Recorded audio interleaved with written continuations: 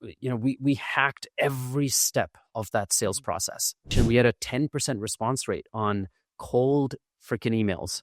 We got an offer in 2020 where the buyer pulled out kind of 70% of the way there. We were kind of heartbroken. In hindsight, was fantastic because we sold for 3 times that in the end. But I will say that when we pivoted to SaaS, we had done so with a very clear intent to sell the business. Just by way of the fact that our lifestyle has improved. The kids get certain experiences that they don't realize is a privilege, like traveling business class. My 4-year-old does not know that that's not how everybody travels.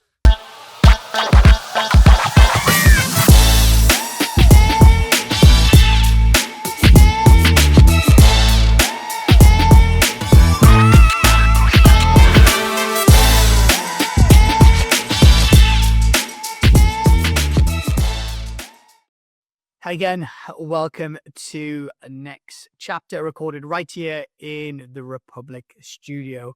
Think of it as the Republic for founders and entrepreneurs, where we share wisdom, celebrate the journey of another entrepreneur, and have some fun along the way. I am Raman Sehgal, the host of the show. I am also the author of Floundering Founder and the co-chapter lead for post-exit founders here in Toronto. And think about this show as a show for founders and entrepreneurs that are scaling businesses, and also those who have exited and sold and trying to figure out what to do next. And every episode features the 3 T's, which are the the trajectory of the business, the transaction they went through, and then the transition afterwards. Think of it as unfiltered wisdom for post-exit founders. All right, my guest today is a absolutely fantastic guest, I have to say. Let me get his name correct, because he has a trickier name than many people, and so I don't want to butcher it. His name is Ujwal Arkalgud. So Ujwal Arkalgud, who is a lovely, lovely gent. Turns out he lives actually pretty close to me, which I did not know before his interview here today. And what an amazing story he has. A bit about Ujwal. He is a cultural anthropologist, exited entrepreneur, and an investor specializing in valuation engineering for founder-led firms, which he talks about in today's interview. After bootstrapping his business MotivBase to a high 8-figure exit, he now helps leaders decode the hidden buyer psychology that often caps growth. Proven across VC, private equity, and bootstrapped environments, his work ensures founders get full credit for the business that they've built. Ujwal is also the author of The Invisible Rules, which examines how unseen cultural architecture influences careers, creativity, and leadership. His work invites people to question inherited assumptions and consider what becomes possible once those assumptions are made visible.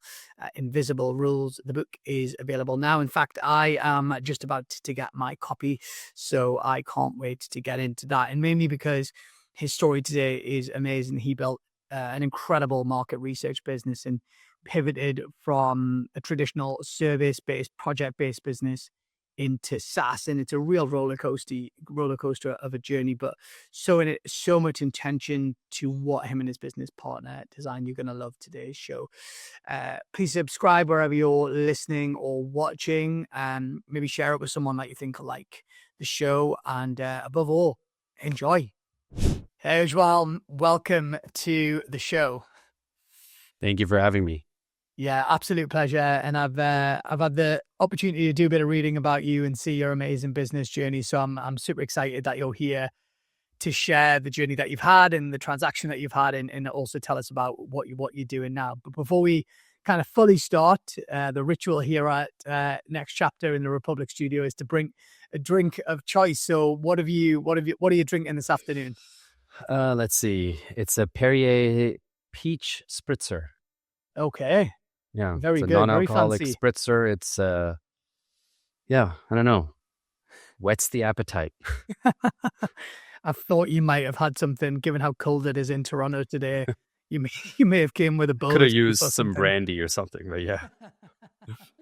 Well, actually, because I just come back from an appointment, I've got, which I would normally not have, I've got an actual Starbucks coffee, which I feel is a treat because I normally have to make my coffee in my own house. But well, look, thanks for sharing that. I hope you enjoy your delicious fizzy water. And yeah, it sounds very posh anyway. So just to kick off, give us a bit of the kind of overview of the business that you built in terms of, we're obviously going to go into the detail about how you did it, but just give our listener and viewer a bit of the kind of the snapshot of what you built and, what type of business it was and the clients you served, et cetera, et cetera. Yeah, I mean, fundamentally, it was a market research business, and it started as a consulting business like most market research firms. So, client says they have a problem, they hire you for a limited time to do a project, you deliver the work, and that's it.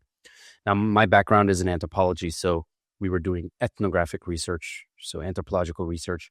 But the real magic came for me when I started to realize that the market research industry had been buying project-based work for, God knows how long, and selling them a SaaS solution and teaching them to make market research not a reaction to something, but rather a proactive, intentional part of their way of working was where the opportunity was. So rather than rear view mirror, like what's been happening, Exactly. You almost shifted it more into kind of windscreen, if you like.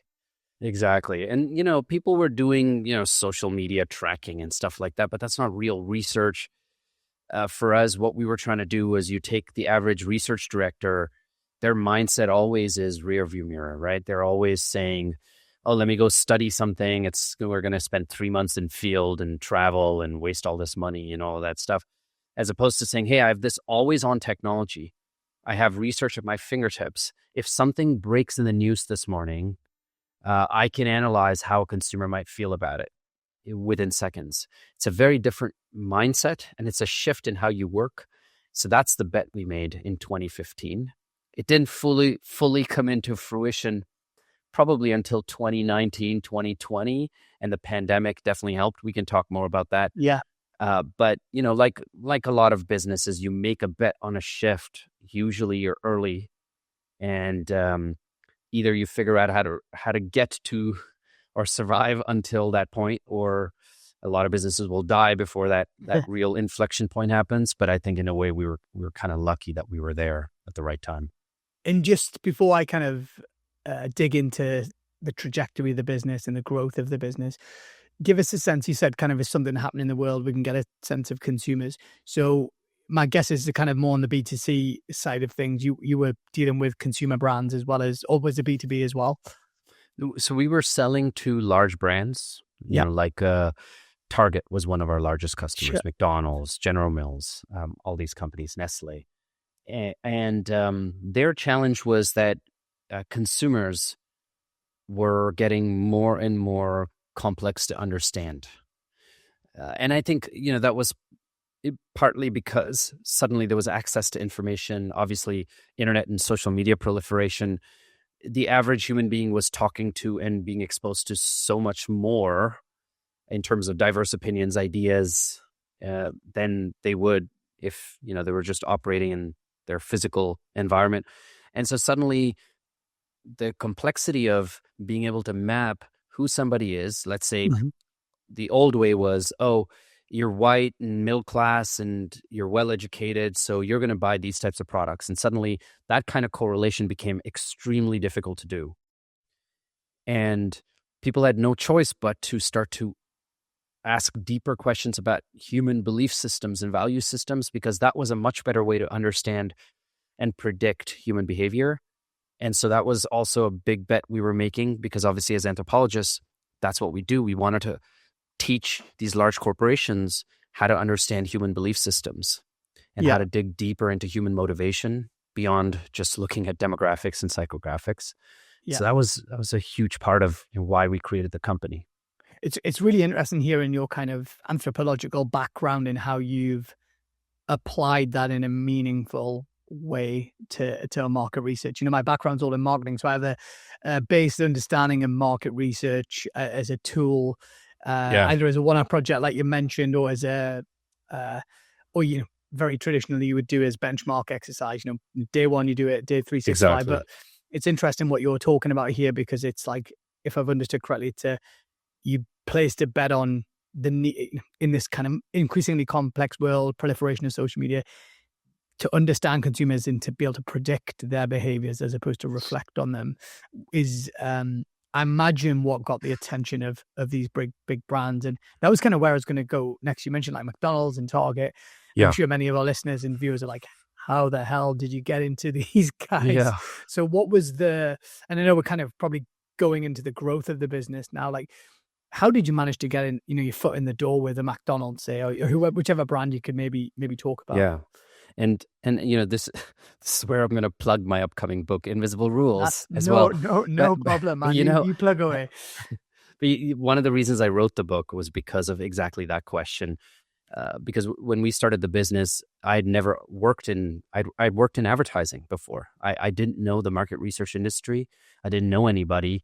And I certainly did not know anybody south of the border. And we knew that if the business had to go anywhere, we had to acquire customers in the US, and go up the chain. And everything became a bit of an anthropological game for me. So. Mm-hmm. And this is where, I'll use a simple example. You go to a farmer's market and there are two honey makers. They're next to each other. Let's say, for argument's sake, the honey is of the same quality. It's all artisanal, what have you. One of them packages up in the same kind of plastic bottle that you might buy the name brand, most common honey you get at the grocery store. Mm-hmm. The other one packages up in a rustic jar. I'll take the jar. Exactly, right? Not only that, you'll pay twice the money for it, and you'll feel really good about it. You've met my wife. You've clearly met my wife before.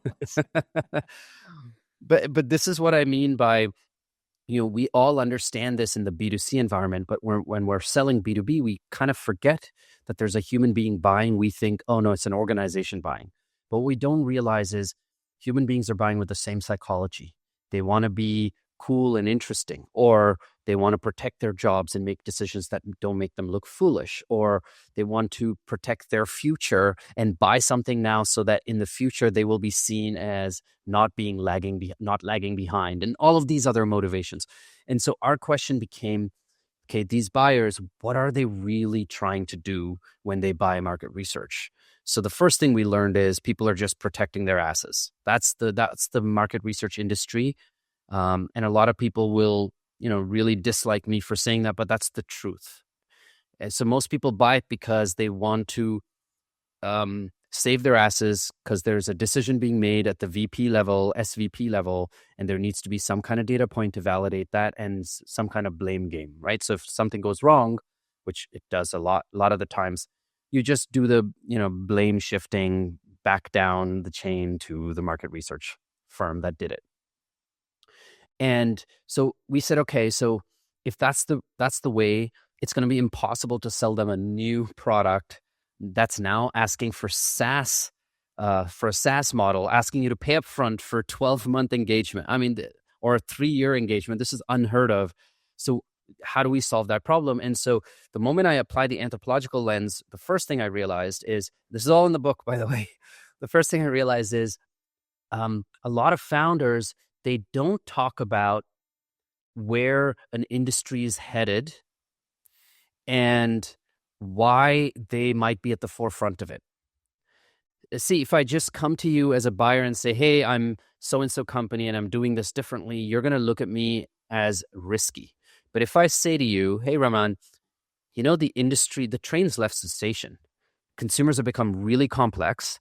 The only way to truly understand them is with these anthropological models and with technology, because you need to scale the research. You need to have it at your fingertips. Look at these 7 trends that happened all in the course of the last 30 days. You need to have responses when your CMO says, what the heck is this and how do we respond?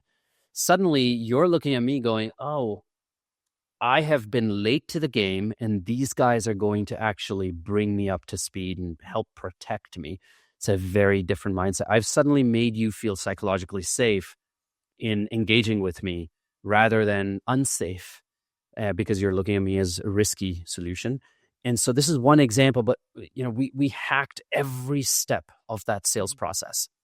So this is how we were able to write emails that got us attention. We had a 10% response rate on cold freaking emails. No AI, nothing, right? And I think this is even more important now because we are in a credibility crisis, right? AI is deploying all of this stuff, automated stuff, and people's inboxes, especially if you're selling B2B, the average B2B buyer is getting 10 times the emails than they got before. And it's coming from all kinds of weird domains because there's all these automated tools deploying all this shit. And so how do you stand out? You stand out by figuring out what the psychology of the buyer is and engaging with them. This is an art and a science that was critical. When we scaled our business, our first 5 million in revenue, we had 0 salespeople, which is kind of unheard of. Was it effectively you guys being seen as innovators, new, the kind of sell that you mentioned there, actually like this? Yeah. These guys are changing the game with market research. We're dealing with an always on kind of way of thinking, and word of mouth maybe spread. Well, a combination of that and whatever you were writing in your emails. What was the sell then? What was it that sense of, hey, like we can get you, get you ahead of the game here? The sale was never that we are at the cutting edge. It was that the industry has made it so that we have to respond this way. That was always the sale.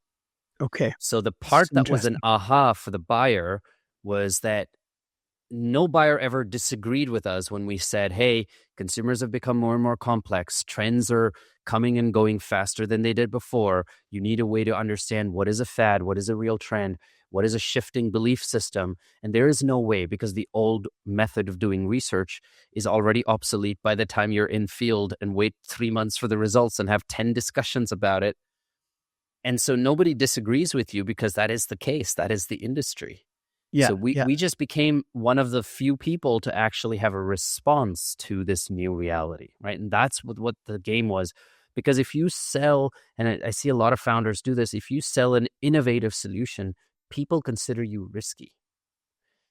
So you can't, as much as it hurts the ego to say, oh yeah, to not want to, I don't know, pat yourself on the back and say, hey, look at how cool and innovative and novel my solution is. You can't sell novelty if you want to scale a business.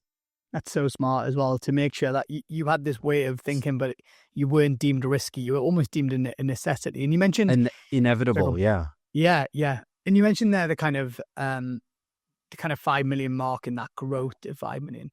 Was there it sounds like you were a business before this until you almost, maybe pivot's not the right word, but it sounds like you moved your own model. But I'm interested to understand, like, what was the, in the same way this aha moment of your customers, right? Like, wow, like where the hell has this guy been? Like within your own business, what were those aha moments that, because what you're describing here, I'm sitting here being like, man, this is so smart. But you obviously, that wasn't day one, right? You kind of came across this. I'd love you just to talk about that, because I think there's probably quite a lot in that transition that our listeners and viewers can take from you. The first thing was, obviously we weren't smart enough to figure all this out on day one, because we tried to raise money for the business and we couldn't, because VCs just thought we just had a services business on our hands. And so we had to launch it as a services business, selling a productized service so that we could have the cash reserves to then go hire a tech team. And back then in 2015, 2016, you needed a solid tech team to build an AI product, not like today where you fire up Lovable and 2 hours later you've got an MVP. And so we had to launch as a services business. And I actually, I do a lot of advisory work just out of interest, especially with my alma mater. And I tell a lot of founders, there's nothing wrong in starting off selling services and just building revenue, because the thing that we learned is what are some of the invisible rules of decision making when we were selling a service. So our first big service engagement was with General Mills. It was in our 4th month of operation. Wow. They took a cold call from me. We flew down to Minneapolis, met with them and their entire innovation team, and they gave us a project by the time we were at the airport. And then we embedded ourselves into that organization for the next 3 months, really understanding the nuances of how decisions are made, and in particular, the nuances of how research is used. And so that's how we started to realize, hang on a second, people aren't using, because you think on paper, people are using research to innovate. It's the innovation team. But no, they're not using research to innovate. They're using research to just catch up. Right? Because they're a large corporation. They they don't really innovate. They just catch up to what's happening in the landscape. And so it's a very different decision-making process. And I say invisible rules because it's an unspoken criteria that determines what is valid research, what kind of research is useful, how should stories be told within the organization, how should they be told to a director versus a VP versus C-suite. And you can't ask these questions because when you ask your client these questions, they'll give you very rational answers. They're not going to say, for example, I remember we were asked to present for one of our clients, asked to present this complicated research on how trust was evolving and with brands. And we got 7 minutes in a meeting with C-suite. And I said to the client, like, we're not doing it. I can't. In 7 minutes, I'm not going to do justice to this thing, right? And so, but because we knew what some of the invisible, unspoken criteria were, what we were able to do is turn those 7 minutes into basically a teaser campaign. And so we teased them enough that the CMO wanted a 1-hour call after, right? And Love so, it. and the thing is, most entrepreneurs, they don't think about any of this, right? And so my biggest thing is I want to tell people, it's not enough to solve a pain point.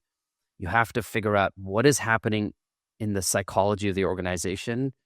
And there's really 3 things, right? What's the unspoken criteria for how decisions are made, how information is presented, how information moves through the ranks, and whatever you do, what makes it credible or not credible. If you know the answers to these questions, you crack the go-to-market. Yeah, super interesting to hear kind of how you developed this, and I love the kind of foot in the door there of the teaser that led to the hour call, which is super smart. So then, once you guys had a feel for this, how did you then you mentioned productizing it, something like in my service businesses over the years, I found the pivot from services to productization is one thing, but then you guys took it further and you took the productization piece and then went into SaaS. So what was if you could just talk to us about, because I'm guessing they were great catalysts for like significant growth and profitability in the business. 100%. I mean, the first thing is every services business has IP, but founders have to be honest about what is real IP and what isn't, right? And so our IP was a unique methodology and a process. That's not valued unless I can figure out how to teach a machine to understand it and do it at scale and suddenly build this body of knowledge, right? So that's kind of how the SaaS business came to be for us. We're running experiments. And again, back in the day, we had to create our own LLM. and yeah, we were experimenting with, I think it was GPT-2 maybe back, or 1 point something back then. It was just not effective enough back then to do what we needed to do. So, we had to kind of build an AI system with machine learning and all this stuff so that we could teach a machine to perform our methodology and scale it and build some kind of a body of knowledge so that it would make research accessible in seconds rather than minutes, hours, days, so on. So with every services business, there's always a methodology. The question is, I think the main question is, if you were to turn that methodology into something a machine can perform, and if you were to then scale it, does it result in a new product that can be sold differently?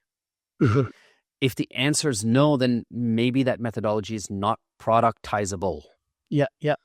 Right. And so that there is an honest conversation to be had there.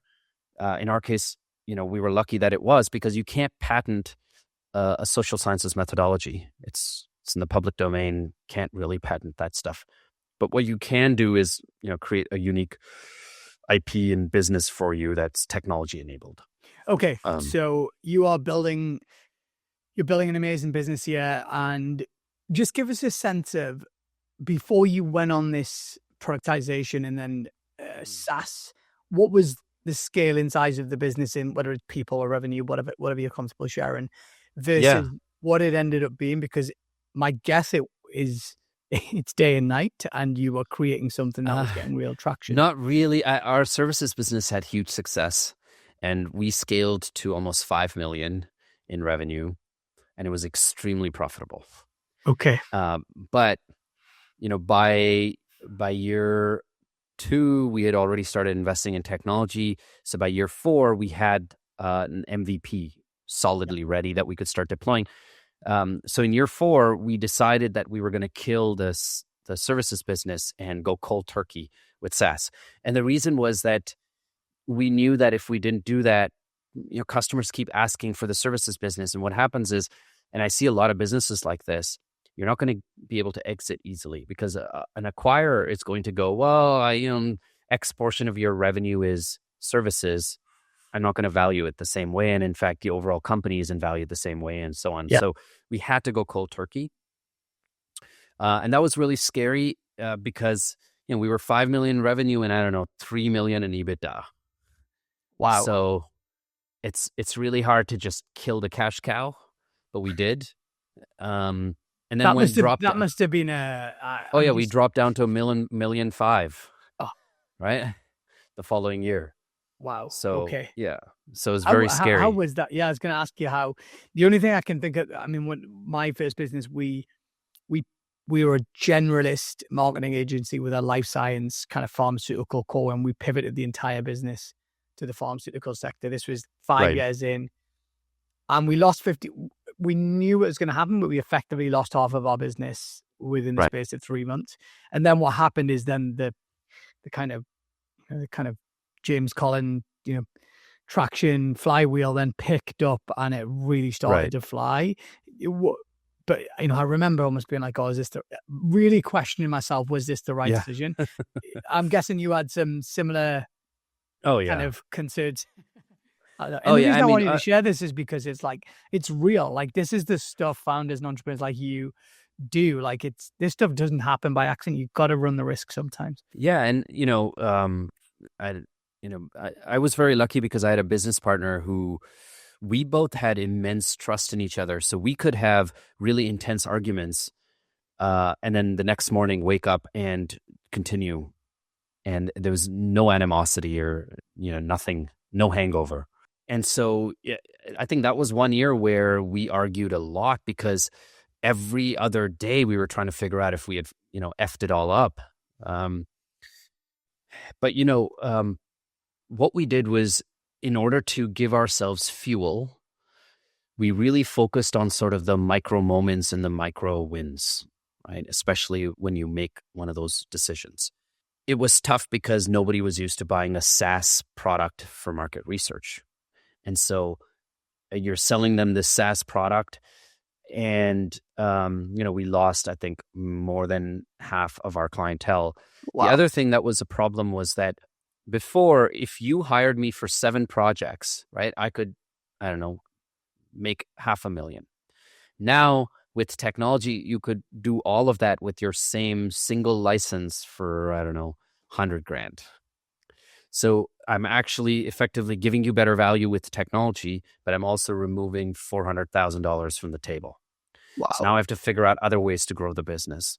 And so that was the other problem, is that while we converted a lot of the customers, we actually had to go acquire net new customers. So Actually, a huge part of the problem was, I think we got to the 5 million with a core handful of clients that were all, if you go back to that innovation curve, they were all early adopters.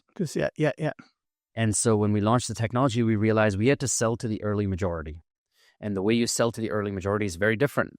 Going back to that earlier analogy, if you thought the initial audience you sold to was risk averse, now you're like really selling to a Seriously risk averse audience. Yeah. And so again, it requires another pivot in how you sell. It's hard to explain this to founders, but everybody just focuses on features. So what we would have done, like if we were typical founders, is talk about all the features of our technology. We never talked about any of it. It always was the third call, right? The first call was always, here's where the industry's headed, and here's why we're at the forefront of it. Here's our sense of purpose. Second call is, here's all the ways in which we can help you in your use cases and the things we can do together. And then, okay, let's show you how we can actually do it. And we talk about features and benefits. It's transformational. It's so simple, people just don't do it. And, even now, pretty much every founder I talk to, even the ones who are good at sales, they sell this way. And the thing is, what we realized is that my business partner and I were good at sales, but we didn't realize how good we were until we did it the right way. You know what I mean? Yeah. Then you realize you're really good. You were fighting an uphill battle trying to sell features and benefits, because the moment you lead with a feature, the human brain compares you. So immediately people go, oh, how does that compare to this? Oh, that one's cheaper. Oh, this is easier to do. Oh, this is less risky. And then it's like, you're just, it's like being on a dating app and saying, and relying only on your height and, I don't know, how big your biceps are. I'd be screwed. I'd be absolutely screwed in that. You know what I mean? And then like women are going, oh, hang on a second. I have like 20 other guys with bigger biceps and who are taller than you with more money, right? And so as opposed to leading with your personality and who you are, and maybe you have an interesting sense of humor and taste, and now suddenly you're unique, you're interesting. You're somebody I want to hang with, right? It's the same mentality with everything we do as human beings, but I don't know, somehow companies, they go into a B2B sale process and they remove the entire human element, and suddenly it's sterile and, Okay, so I want to get on to the transaction, because obviously you built this business to a point where it was very valuable to potential acquirers. So maybe talk to us about, was there I call it a stars aligning moment. Was there a stars aligning moment where the business was really purring, or companies were knocking on the door personally, you and your partner were like, hey, we want to get out? Like, talk to us about how that came about. And then maybe paired with that as well, what did you have a sense of who would be the potential acquirer all along, or did it all happen kind of pretty quickly, or not by design? We got an offer in 2020 where the buyer pulled out kind of 70% of the way there. And we were kind of heartbroken. In hindsight, was fantastic because we sold for 3 times that in the end. But I will say that when we pivoted to SaaS, we had done so with a very clear intent to sell the business. Okay, I was going to ask you. And to value engineer the business, right? And so we had done our research, and we knew that, for example, buyers really think about sales efficiency. So your sales efficiency, and PE loves the magic numbers. Your sales efficiency magic number is, if I spend $1 today, how much net new ARR am I going to get in the next 4 quarters? And people don't calculate that. But the average company who's raised VC money, average company is in the negative. If they're lucky, they're about 1x, 1.1x. We were operating at 4x. Wow. So the reason that's valuable is, for an acquirer, that means for every $1 I spend, I can bring 4 in revenue, in net new revenue. So that means the business is set up so that I can scale it as I need to scale it, right? That's the one thing. What was the name of this called, Terry? You said that the label for this, you said private equity company call this... Oh, no, it's just used by private equity in general. In general, okay, sorry. It's just called the magic number. Magic. They call it the magic number. Yeah, it's the sales efficiency magic number. But it's basically measuring how efficiently you can grow the business if you need to, right? What those levers are. Most companies don't understand this. And so the greatest piece of advice I got was, somebody said to me, Ujwal, stop trying to be a snowflake. The world is full of Lego blocks, and you got to turn yourself into a Lego block that fits into the broader structure. The better you do that, the more you will win, right? And so the sales efficiency magic number was one of those. It's critical to fit into the Lego structure. So we knew that.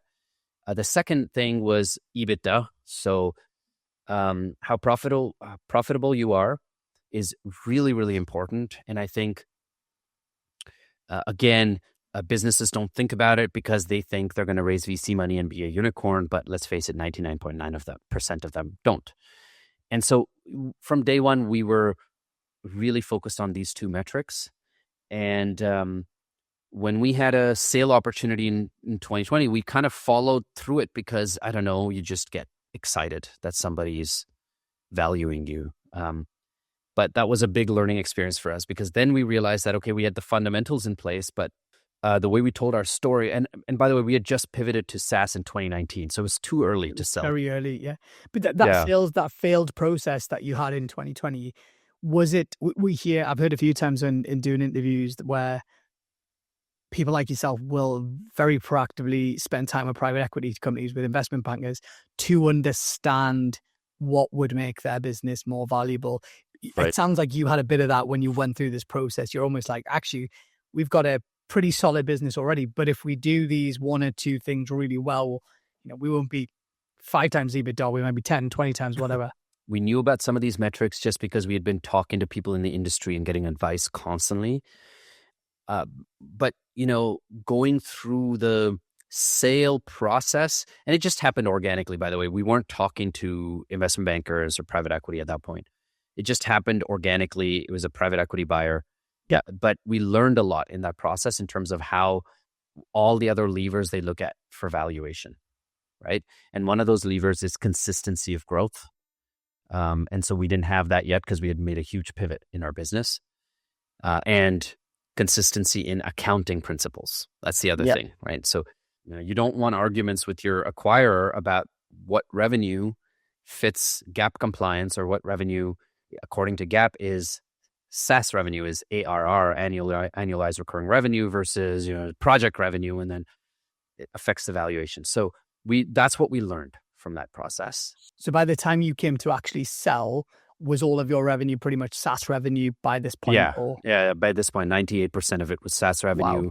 We had cleaned house completely, and we had just tightened the ship, really focusing on these metrics. So between 2020 and 2022, those 2 years, we just really focused on tightening up these metrics, and we took ourselves to market. So we hired Quorum, which is a great investment banker, to basically take us into market. And it was a crazy process, like multiple bids, and that must have felt very validating as well, in terms of, it sounds like you'd been through a bit of a roller coaster. Some of it self-inflicted, I may add. Just like you guys, exactly. Like in a sense that you and your partner truly believed in this thing. You were willing to sacrifice revenue. You were willing to sacrifice customers to what you truly believed was. And it's amazing because I'm listening to your story, and you did so many things that I kind of wanted to do or just didn't know how to do. And like, that's why I love doing these interviews, because I'm like, right. If there's a service-based entrepreneur listening to this or founder, like, not only should they buy your book, like there's so much here in terms of thinking about how you position yourselves, how you sell, productize, is there a SaaS play? And you guys, almost on the outside, it looks like, so almost like, oh man, you guys have nailed it perfectly. But the conversation today just kind of goes into like, that wasn't as straightforward as many people might think it was. And so, So by the time you get to the transaction then, and that must have been very validating for you and your business partner to have multiple offers. And were they, did they achieve what you set out to achieve, in the sense that they were valuing your business at a level, whether it be monetary or EBITDA multiples, whatever that you're comfortable sharing with, that you felt validated? Like, actually, I'm so glad we did this because, hey, we're being valued at X times rather than what you might have been in 2020. Yeah, absolutely. I think. And I think in the end, we didn't even take the highest bid, mainly because we preferred doing a cash deal than an earnout, and not getting sucked into we're going to get a higher valuation here, but then there's an earnout and there's so much that can go wrong in that process. But I think what was validating was having that choice, because you never think that when you're ready to sell your business, you can actually have choice in who you want to sell to and what the terms of that agreement are going to look like.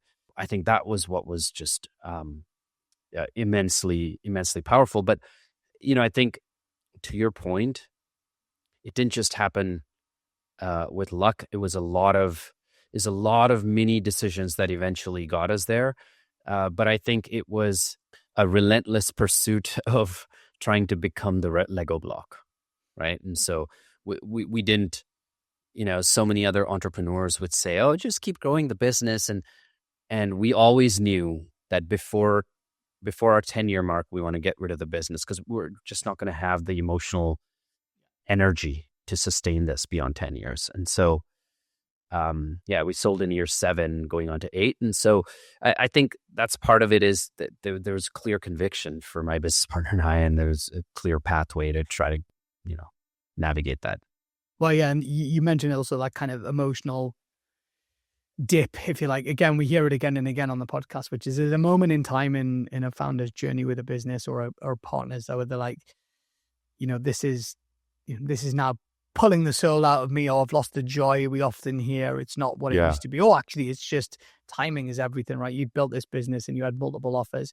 And I know it's public, so but you guys got an amazing multiple on your EBITDA from what I read online. It was very, very positive. And it was like 15x on our EBITDA or whatever, which is incredible. Like so huge success, huge. And who was the buyer? Sorry, what was the name of the company? Was it a private equity company, or was it It's a private equity firm called Brugal Sagemount, and they bought us and integrated us into one of their portfolio companies. Okay, so they had a platform business that they wanted to kind of plug, and you guys got to walk away on day one, right? Or like, was there a bit of a transition period? No, we could have walked away on day one. We chose not to, because we really enjoyed, obviously, it's still your baby, and we want to make sure the transition goes smoothly, right? And the integration goes smoothly. But also, I think both for my business partner and I, we wanted to be in the private equity environment, because that's also a big learning experience for us. Yeah, absolutely. We've been in that. So we did that for 2 years.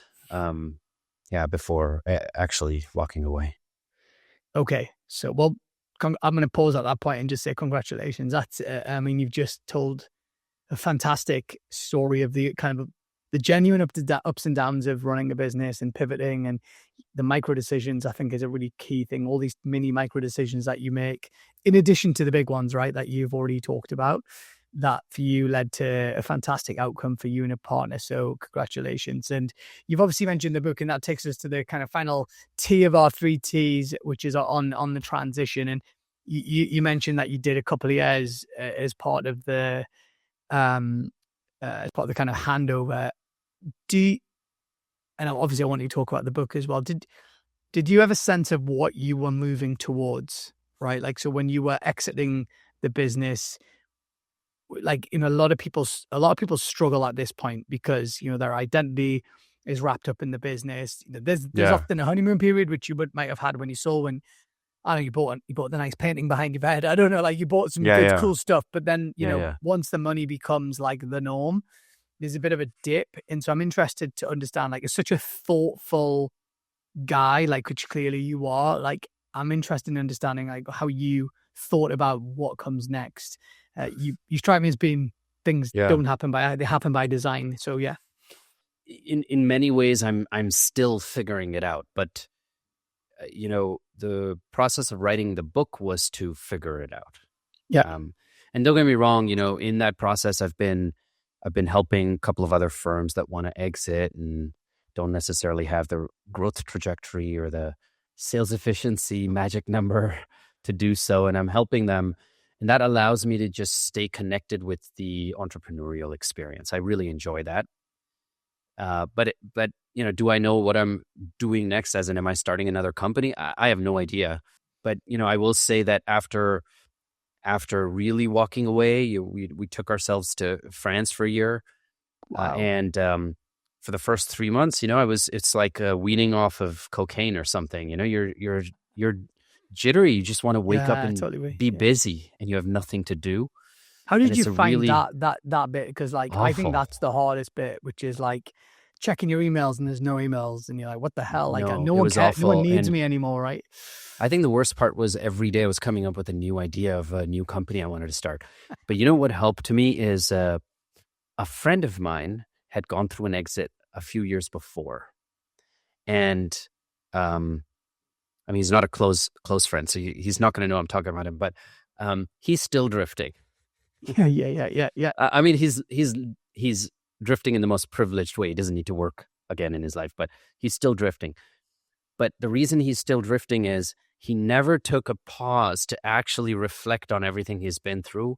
So the moment he quit, he started another company, and then that failed, and then started another company. And so Yeah. I say drifting because he hasn't really figured out what he really wants to do. And so Yeah. that kind of cautionary tale was in the back of my head. And after the first 3 months of feeling jittery, well, my wife really helped as well, but I just took 3 months off and I did absolutely fuck all. I did Yeah. absolutely That nothing. which I think Took is the super kids to smart. school, went on walks. Yeah.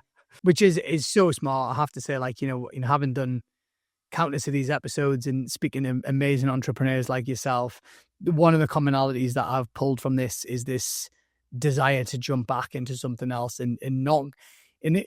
In that jittery piece, and it's almost like an addiction, but it's also a bit like grieving to an extent. You lose this part of your life Oh, that it's disappears, huge grief. Yeah. and no one's going to be sitting there, playing a tiny little violin as you kind of, in the south of France or wherever you are. But at the same time, it is a genuine problem and you have to try and figure it out. So I think good on you for taking the time. I mean, the example you gave of the guy that you mentioned, very common that I've seen, which is like this desire to jump in and, dare I say, sometimes prove to other people that it wasn't a one-off fluke, can hugely backfire. Exactly. And so I think, writing the book, I think, is a really smart thing to do as well. It's actually one of the reasons I did this podcast. Like, right. It is genuinely was like, okay, how do I do something meaningful and interesting and meet cool people and actually help? Like, what I'm trying to do from today is extract your wisdom and share it with others in the same way a book is. Yeah, you're from the UK, so probably this will resonate with you. But one of our neighbors in the south of France is from the UK, and he's 70 years old. And I was telling him my story. He's really sweet, and he goes to me, "Well, Ujwal, good on you, because it's probably never going to happen again. But you'll take an incredible experience to your grave. Like, good on you." And he said it in such a matter of a fact way. The North American mentality is, what are you going to do next? His mentality was, that's probably it. I mean, what are the odds that this is going to happen again for you? Just enjoy it, mate. Right? Yeah. And so those kinds of perspectives are really valuable, because I think part of North American Silicon Valley culture is it is kind of, self-abuse, You just kind of, you flog yourself after going, I haven't done enough. I got to prove something to this world that I can do this again. Exactly to your point. And then it just leaves you in, I don't know, it just makes you really unhappy, as opposed to saying, hey, maybe it is only a one-time thing, Yeah.